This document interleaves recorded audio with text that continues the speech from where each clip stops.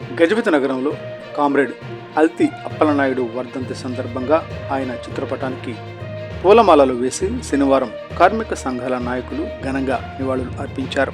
ఈ సందర్భంగా నాయకులు మాట్లాడుతూ కార్మికులను సంఘటితం చేసి వారి హక్కుల సాధన కోసం జీవితాంతం అనేక పోరాటాలు చేసిన ప్రజా నాయకుడు అల్తి అప్పలనాయుడని కొనియాడారు. కార్మిక సంక్షేమం కోసం ఆయన చేసిన సేవలు నేటి తరానికి ఆదర్శమని పేర్కొన్నారు. ఆయన ఆశయాలను కొనసాగిస్తూ కార్మికుల సమస్యల పరిష్కారానికి కృషి చేస్తామని ప్రతిజ్ఞ చేశారు. ఈ కార్యక్రమంలో కార్మిక సంఘాల నాయకులు వమ్మి రమణ, పురం అప్పారావు, బెల్లాన శ్రీను, కోట అప్పారావు, కర్రి సురేష్, కనిమెరక శేషగిరి, తమ్మినేని కృష్ణ, లెంక ఆది, మంత్రి రామారావు తదితరులు పాల్గొన్నారు. Today TV staff reporter yes Shankar, Vizianagaram జిల్లా.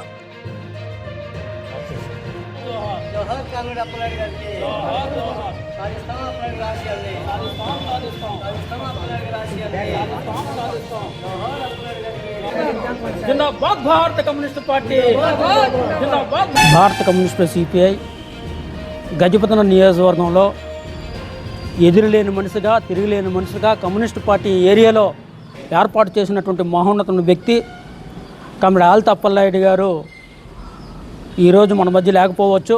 అతను చేసిన పోరాటాలు కానీ, అతను చేసిన త్యాగాలు కానీ ఈ రోజుకి మరవలేనివి. ఈ గజపతి నియోజకవర్గంలో దాదాపు నియోజకవర్గంలో అనేక గ్రామాల్లో అతను భూ పోరాటాలు చేశారు. ఉదాహరణకి రైంద్రం భూ పోరాటం అయితేనేమి, కనిమెరక భూ పోరాటం అయితేనేమి, గొల్లిపాలెం భూ పోరాటం అయితేనేమి, ముద్దూరు భూ పోరాటం అయితేనేమి, అనేకమైనటువంటి భూములు లేనటువంటి పేదలకి భూమిని అప్పచెప్పినటువంటి ఘనత కామ్రేడ్ అల్తి అప్పలనాయుడు గారిది. ఈరోజు అల్తి అప్పలనాయుడు గారు ఈ నియోజకవర్గంలోని పెద్దందారులకి బానిసలుగా ఈ ఏరియాలో ఉన్నటువంటి అనేక మంది బతుకుతుండేవారు. అట్లాంటి బానిస బతుకు మనకు వద్దని చెప్పి ఈరోజు సావుకారులు ప్రతి ఒక్కరు కూడా చిన్నచూపు చూసిండేవారు. అట్లాంటి సావుకారులు ఎదిరించి ఈరోజు కళాశాల అన్నటువంటి వాళ్ళకి ఈరోజు ఒక దిక్కుసుగా ఒక పనిచేసే దానికి కనీస వేతనం రావాలని కూలీ రేట్లు ఏర్పాటు చేసి కూలీ రేట్ల పోరాటం నడిపినటువంటి గనుడు మన మధ్య లేకపోవచ్చు. ఉదయించే సూర్యుడని ఒక మాట చెప్పాలి, భూ పోరాట యోధుడని చెప్పాలి అల్తి అప్పలనాయుడిని. గజపతి నియోజకవర్గంలో ఈరోజు పేద మధ్యతరగతి సామాన్య ప్రజలు బతకగలుగుతున్నారంటే అతను చేసిన పోరాటాలు. ఈరోజు గజపతి నియోజకవర్గ కేంద్రంలో కామ్రేడ్ స్వర్గీయ అల్తి అప్పలనాయుడు గారి 5 సంవత్సరాలు పూర్తయి 6 సంవత్సరాలు అడుగుతున్న సందర్భంగా వర్ధంతిని జరుపుకోవడం అయింది.